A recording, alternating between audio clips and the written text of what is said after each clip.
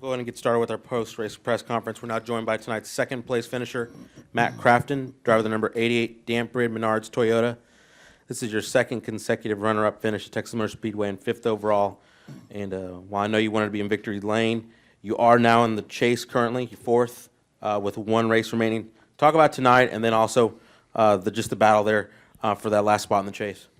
I mean, that's is what it is. I'm not worried about the chase. I'm worried about winning races, and the chase will take care of itself. And we'll just go to Phoenix and go to there to win the race. And we've came very close there, and it's kind of home track. It's close where I grew up. I grew up in California and raced quite a few races there, and really look forward to going to Phoenix, and hopefully we can capitalize and win one there and carry some momentum into Homestead.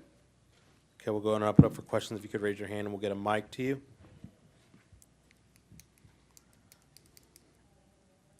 Any questions? All right, perfect. Thank you. Thank you. Hard to make up spots when everyone's wide open, you know. That's Spencer Gallagher. Great. Yeah. We'll go ahead and continue with our post-race press conference. We're now joined by William Byron, driver of the number 9 Liberty University Toyota, finished sixth in tonight's Striping Technology 350. William, talk about your evening tonight and returning as the most recent winner here at Texas Motor Speedway. It was good to return here. I like this racetrack a lot. You know, we kind of fought the handle all night, pretty severe the first couple runs, and I felt like we got it better, and then we had kind of a bad set of tires the last the second to last pit stop. So got it better the last restart. We were able to fight with those guys and pick up a few spots. So that was good. Great execution by the team. And we'll just go to Phoenix where KBM's really strong. Let's go ahead and open it up for questions. If you could raise your hand, and we'll get a mic to you. Not all at once. Any questions? We'll go Dustin.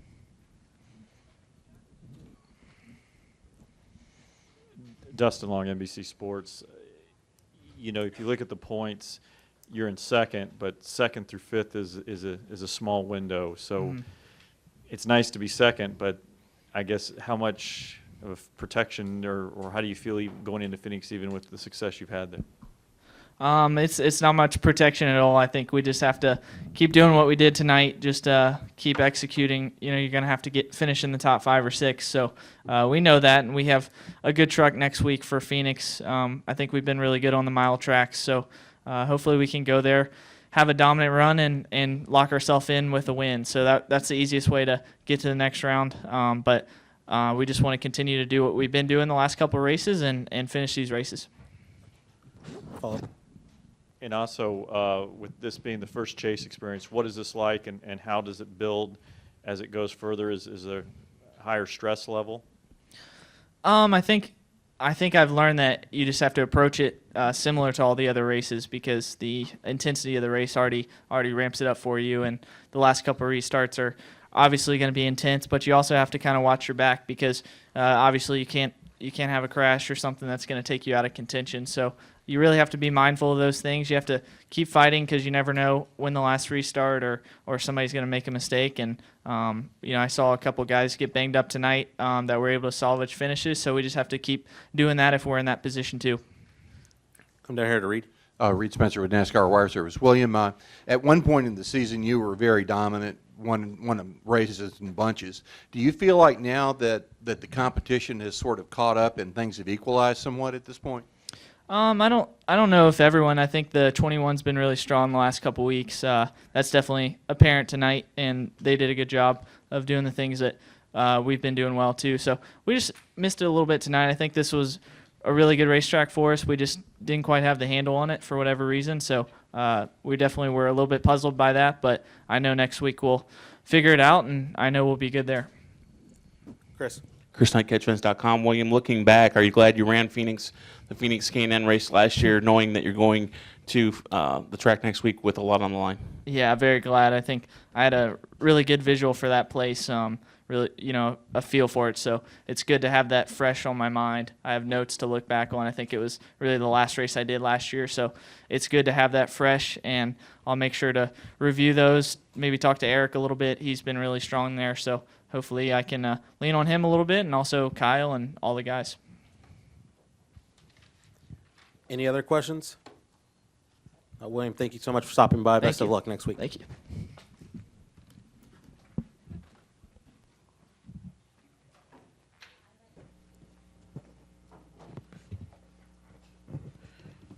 We're now joined by tonight's winner of the Striping Technology 350, Johnny Sauter, driver of the number 21 Allegiant Travel Chevrolet. This is Johnny's third win at Texas Motor Speedway, 13th in NASCAR Camping World Truck Series competition. Back-to-back wins for you, third win of the season. Talk about just that late pass there at the end, and picked a good time to have winning back-to-back races. Excuse me, I've been kind of sick all week, but yeah, no, it was phenomenal there. The guys in the pits put me in position to win the race ultimately there at the end, and I just couldn't get going on them restarts. I was on the splitter too hard, and we drove down into turn one wide open there on that restart, and the thing took off up the hill, and I'm like, uh-oh, this is bad. So, we ended up losing 2 spots because of that, but Tab Boyd kept saying on the radio, just try to keep up momentum, and spotter, and kept me calm, I guess, really, if you want to know the truth. And I just kept trying to do what I needed to do, and the tires eventually came where they needed to be. And I think that the guys that got in front of me there probably blew their tires up a little more than we did, and they fired off a little better, and then we were able to get them towards the end of that run. So all night long, our Allegiant Travel Chevy was very, very strong on long runs for sure. We started 16th, and I think by the first caution we were up to 5th. So I think everybody's a little discouraged after qualifying, and I was like, we'll be all right, because I felt a driver just knows. I've been doing this long enough to know, and I made a couple passes today in practice, and I was like, ooh, this thing feels really, really good. So just proud of everybody at GMS Racing. This is 2 in a row, and we're peaking at the right time. But we need to peak here in a couple weeks when it really, really counts at Homestead. Also joined by winning crew chief Joe Shear Jr. Joe, talk about the momentum the team has, and also walking away from a win like this, knowing this is the last mile and a half before you guys race for the championship at Homestead Miami Speedway. Yeah, this was a big race for us. We went into Martinsville with the deal to execute and to pounce and try to get our ticket in here, and then we came here to experiment and actually get ready for Homestead, and we did what we needed to do. We experimented with some stuff. We ran good. We worked just on race trim stuff all day. We were disappointed in our qualifying deal, but we didn't really work on that. But we worked on our race trim stuff really good, and it showed. And I'm excited. We did what we needed to do, and we got momentum going into Homestead, and I can't wait to get there.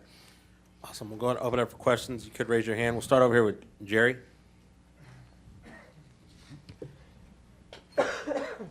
Yeah, Jerry Fraley of the Dallas Morning News for Johnny. Johnny, as you said, you're peaking at the right time. But after you win last week to get a spot in the chase, is there any intent in this race to sort of send a message to the field that, they're going to have to beat you if anybody's going to win a title?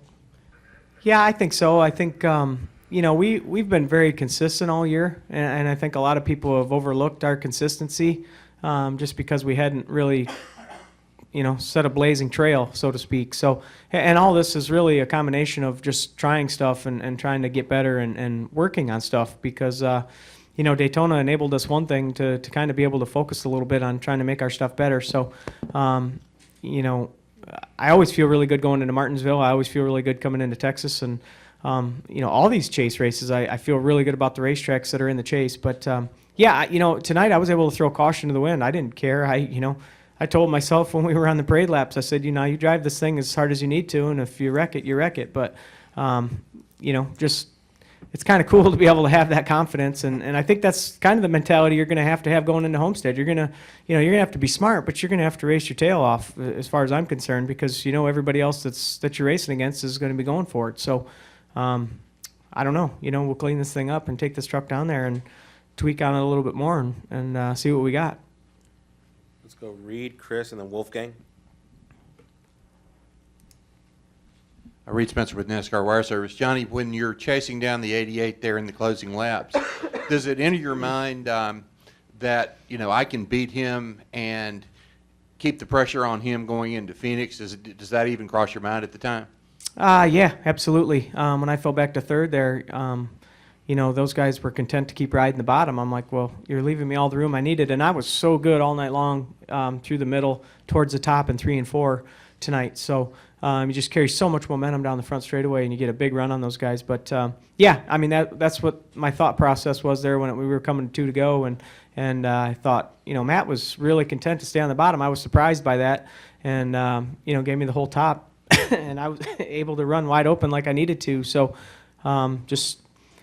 It's cool to be able to keep him from winning a race. There's no doubt about it, because if he has any trouble in Phoenix, then, hopefully we won't have to race him for the championship coming to home Miami. Chris? Chris Knight, catchfence.com. Johnny, you said a new career record tonight with the most top 10 finishes in the season with 17 top 10 finishes. That's pretty good considering everything that you've had to go through this season. Yeah, no, early part of the year, we were really running well, too. Like at Martinsville in the spring, we were running second when we blew that right front. We finished dead last. Had an ignition box problem in Atlanta. We started last and drove to 8th by the first 20-minute caution, and had to go behind the wall to ultimately fix the ignition box. And then Kansas, we were leading, coming to the white flag, or checkered flag, actually, and I swerved on the backstretch and just kind of starved the motor for fuel, and we got wrecked. So all in all, we've been very successful all year, or consistent, I guess. I wouldn't say that's successful, but, it's really not a lot about me. It's a lot about these guys. I mean, GMS and everything they're doing, and I say it all the time, but for a Truck Series team, the way that GMS has gone about it, and the Gallagher family, the way they're approaching it, and the way that they're building this program is second to none. I mean, it's pretty awesome when you consider we're building our own chassis in-house with GMS fabrication and doing our own bodies in-house. And obviously ECR horsepower. So, it's something, it's not just me, it's everybody. It's a huge organization, and, it's what Kyle Larson won Eldora, Grant Enfinger won Talladega, Ben Kennedy won Bristol, so, and you add our wins on top of that. So the stuff's really, really working well. Yeah, that's even better. 3 in a row for GMS, so that's cool. They deserve it. I mean, they're going about it the right way, and, just... It's nice to see somebody come into the sport and really be all in. And, the heart is in the right place and doing what it takes to want to be successful. Let's go Wolfgang, then we'll come to Lee, and then Dustin. Yeah, Wolfgang Monzer from Germany, Ranchport Press Agency. A question to the crew chief, Mr. Joe Chira Jr. Yep. Yeah, sorry for the wrong pronunciation. You said earlier you were concentrating in qualifying more on practice, more on race trims than on qualifying trim. Does it mean in qualifying you use already the race trim and not so much qualifying trim? Well, we're on in-pound deals, so we don't get to do much. So we worked really just all day on race trim stuff. We didn't worry about qualifying at all. And it kind of showed a little bit. But we felt so good about our race trim stuff that we figured we could do this what we did out there. So we just worked on that, and we were here earlier in the spring, and we knew what we needed to work on, and we were on the same tire. So we just worked on that, and worked on that, and worked on that, and it paid off. And the second question is, immediately when the race started, Johnny was in the leading bunch, 4, 5, 6, back to 4th. But I have the impression, maybe it's wrong, but I have the impression the car came really at life the second part of the race. Did you make any significant changes for the second part of the race? Well, like the spring race here, we were tight, so then when we came here, we worked on that, worked on our freeness off the corner and everything, and then we got it actually a little bit too free, so we just spent most of the time just fine-tuning it, just tightening it up a little bit, fine-tuning it, and our truck was really good on a long run. Basically, about halfway through a run, our truck would come on both times, so we just kept working up to the top, and then we had great pit stops today, and we just kept working, and then pretty soon we were in top 3 and going for the win. Lee? Lee Spencer, Motorsport.com. Johnny, can you tell me what happened on that last restart between you and Crafton, though, how he was able to get around you? Because I think you really wanted the top. You guys discussed that during the pit stop, but it just, at that particular time, it didn't seem to work out. Yeah, no, I mean, obviously, a lot of times in the trucks, when you're at a 1.5 mile racetrack, the top is the preferred groove just because you keep momentum. We obviously can run through turn 1 wide open after we take the green flag. And the key to this place is it's getting pretty rough, the racetrack itself. And if you don't have the splitter gap just right, or you're trying to run lower air pressure, you're on the splitter, and that's the compromise you make to keep that, to keep your truck good on a long run. So to optimize downforce and all that. So, those right away we drove off into turn one, and the thing kind of bounced and took up off the racetrack, and I said, "We're You can blame me. yeah, no, but yeah. But we just." And we talked about this even today. We were like, we got to keep the splitter on the ground so that at the end of a long run, we're still good. So I didn't think it was going to be that big of a problem because he did blow the front tires up a little bit, but just really rough. And if you start skipping the splitter across the racetrack, you lose front grip, and your only option is to lift off the throttle. And so we lifted off the throttle and lost momentum. So I just had to go back and. A couple laps later, I was able to run wide open like I needed to and run the top, and Matt just kept running the bottom. I was like, well, this is perfect. So, like I said before, our strong suit all day long was the top and 3 and 4 and big momentum. As far as you were here, how do you feel as far as, what kind of momentum does that give you, or what kind of confidence does that give you going to Miami Homestead, another intermediate track? I mean, when you get it dialed in the way you were in those closing laps, I mean, Gallagher had the best truck pretty much all night long. That pit stop really killed them. But, knowing how strong you were amongst your chase, colleagues, how do you, what kind of confidence does that give you? Well, I'll be honest with you. Martinsville last week was a big shot in the arm. Just feeling like you can win again. You know what I'm saying? Like I said, we've been consistent all year, but we hadn't been winning. So Martinsville made me feel really good, obviously, and I'm sure it's the same for everybody across the board on our team. So coming to another place like Texas where we've had success in the past, I feel good about it.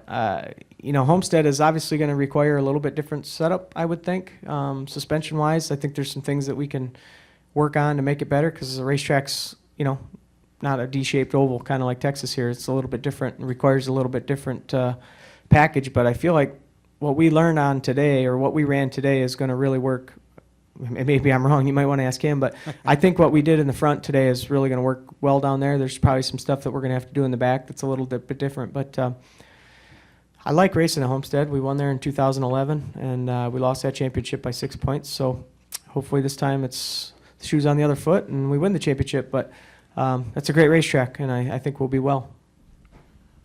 And for Joe, how does this reunion feel with Johnny? I mean, you guys had a lot of success earlier when you all were together, and you went a different path for a while. But for people who have been around you guys and seen you guys together and now see you guys back again, how does it feel this time around? Oh, it feels great. He thought he could live without me, but he decided he couldn't. Yeah, right. I think the shoe's on the other foot, other way around. That's why he begged me to come over. No, it's good. I mean, it's really good. You answer it, not me. Yeah, I'm happy as can be. And we're like brothers, so we've done this stuff for years and years together and grew up together, and we just kind of know what we're talking about without even talking. So it's good. It feels good. I feel at home. I don't know what to say. We're just good together. Dustin?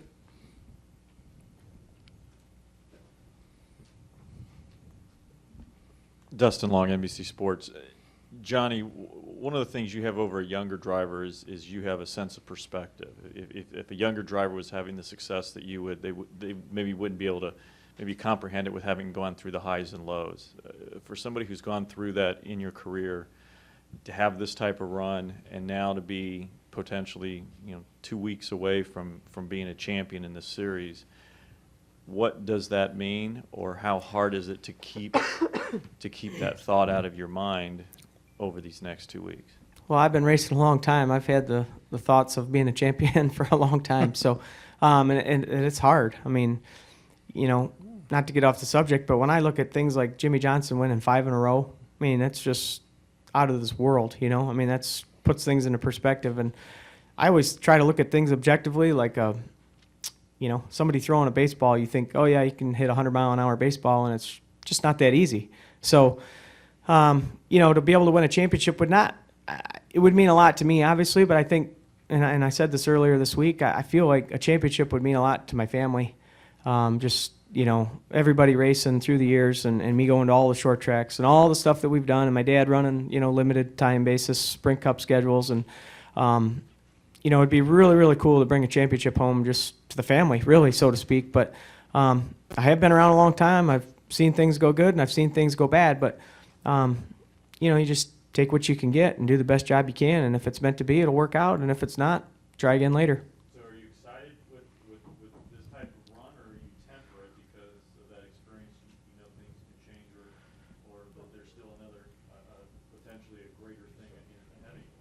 Well, I'm pretty fired up. I'm not going to lie. I mean, I feel really, really good. I'd rather have these 2 wins right now going into Homestead, obviously. So, and I have a lot of confidence in what we're doing right now. I feel like we're clicking, and I feel like what we're working on is making our stuff better. Obviously, you saw Spencer tonight had a phenomenal truck, so a better truck than we did, actually. So, a championship is something I want. I mean, there's no doubt about it. I think everybody that races wants a championship, but you have to execute. You can't make any mistakes, and you've seen it 100 times where a $2 part can knock you out of a championship. But those are things that you try to control as best you can, and we're going to do everything we need to do. I feel like, and I'm going to drive it as hard as I absolutely positively can at Homestead, and hopefully it comes out the other end.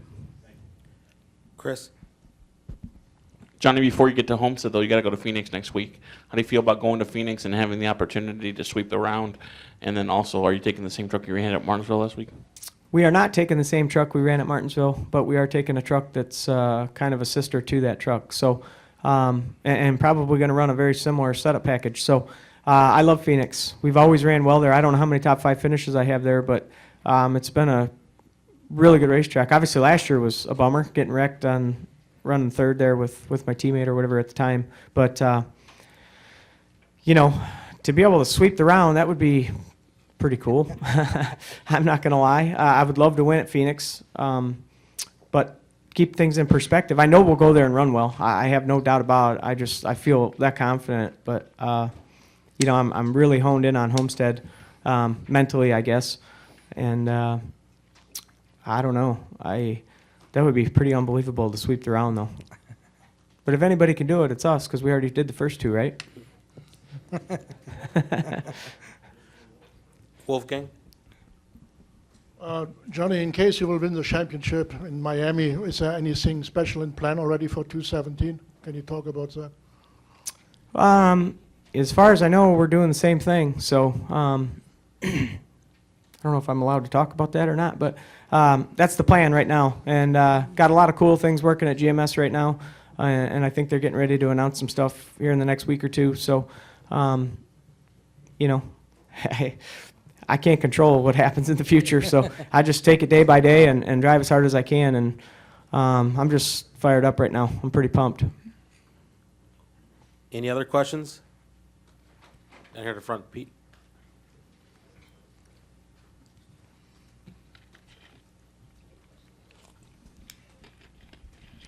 Pete Horonis, Race Talk Radio here in Dallas. I just got a question for both of y'all, or either one of y'all. The caution light came on 3 times tonight. I think that's the first time it's done it all year. I think it's only been once it's come on in the races before. Did that change y'all's strategy during the race? And do y'all like the caution light coming on after 20 minutes of racing? Go ahead, Joe. Today, yes. Yeah, worked out pretty fine. The tire selection we had and the cautions coming out, what they did was perfect timing. In real life, I kind of like that not to happen and the strategies that come involved, but I thought it was perfect tonight. I couldn't ask for anything better.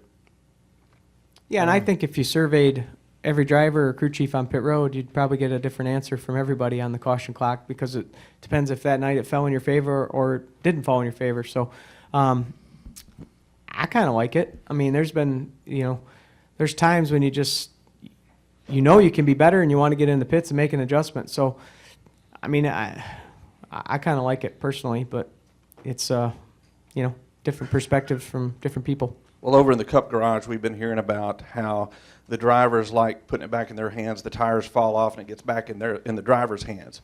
It seems like with that caution light coming on, it kind of takes it out of the driver's hands. Do y'all feel that way about it? I mean, tonight, I definitely think that could be a justifiable case for sure. Because the handling was definitely going away at the end of them 20 laps. I mean, we were all kind of hanging on, but I feel like the field is so spread out at that point that, everybody's just going to hang on until they make a green flag pit stop. And I think the caution clock's really close to a green flag pit stop, if I'm not mistaken, is it not? I mean, it's within how many laps of a fuel run? 10 laps. So, you're going to make a green flag pit stop. So, those 10 laps, I think the field's so spread out at that point anyway, I don't know that the racing is any different. Any other questions? Gentlemen, congratulations. Thank you very much for stopping by. Thank you. Thank you.